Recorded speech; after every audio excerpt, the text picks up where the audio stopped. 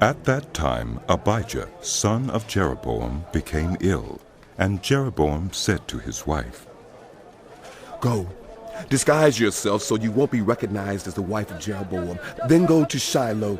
Ahijah the prophet is there, the one who told me I would be king over this people. Take 10 loaves of bread with you, some cakes and a jar of honey, and go to him.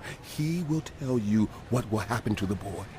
So Jeroboam's wife did what he said and went to Ahijah's house in Shiloh. Now Ahijah could not see. His sight was gone because of his age. But the Lord had told Ahijah, "Jeroboam's wife is coming to ask you about her son, for he is ill, and you are to give her such and such an answer. When she arrives, she will pretend to be someone else."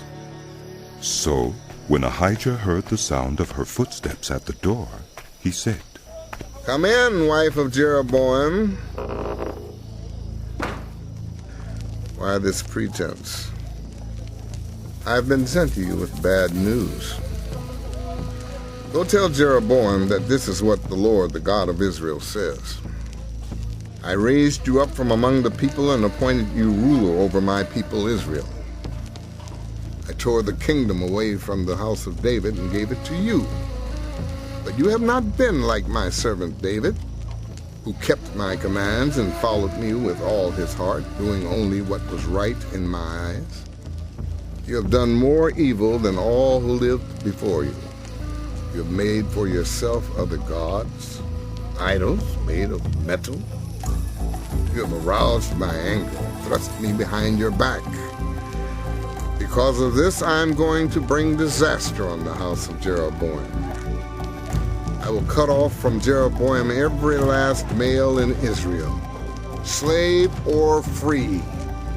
I will burn up the house of Jeroboam as one burns dung, until it is all gone. Dogs will eat those belonging to Jeroboam who die in the city, and the birds will feed on those who die in the country. The Lord has spoken. As for you, go back home. When you set foot in your city, the boy will die. All Israel will mourn for him and bury him. He is the only one belonging to Jeroboam who will be buried, because he is the only one in the house of Jeroboam in whom the Lord, the God of Israel, has found anything good. The Lord will raise up for himself a king over Israel who will cut off the family of Jeroboam. Even now this is beginning to happen. And the Lord will strike Israel so that it will be like a reed swaying in the water. He will uproot Israel from this good land that he gave to their ancestors and scatter them beyond the Euphrates River, because they aroused the Lord's anger by making Asherah poles. And he will give Israel up because of the sins Jeroboam has committed and has caused Israel to commit. Then Jeroboam's wife got up and left and went to Tirzah. As soon as she stepped over the threshold of the house, the boy died. They buried him, and all Israel mourned for him, as the Lord had said through his servant the prophet Ahijah. The other events of Jeroboam's reign, his wars, and how he ruled, are written in the book of the annals of the kings of Israel. He reigned for 22 years, and then rested with his ancestors. And Nadab, his son, succeeded him as king. Rehoboam, son of Solomon, was king in Judah.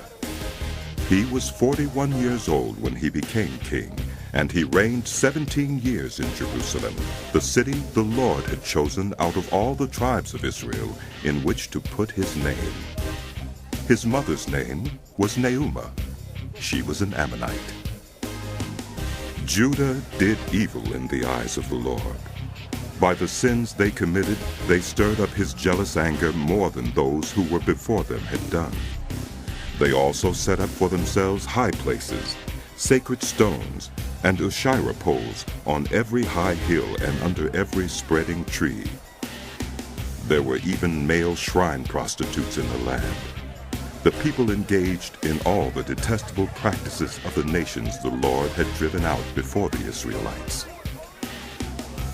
In the 5th year of King Rehoboam, Shishak, king of Egypt, attacked Jerusalem. He carried off the treasures of the temple of the Lord and the treasures of the royal palace. He took everything, including all the gold shields Solomon had made. So King Rehoboam made bronze shields to replace them, and assigned these to the commanders of the guard on duty at the entrance to the royal palace. Whenever the king went to the Lord's temple, the guards bore the shields, and afterward they returned them to the guard room. As for the other events of Rehoboam's reign, and all he did, are they not written in the book of the annals of the kings of Judah? There was continual warfare between Rehoboam and Jeroboam. And Rehoboam rested with his ancestors and was buried with them in the city of David. His mother's name was Naamah. She was an Ammonite.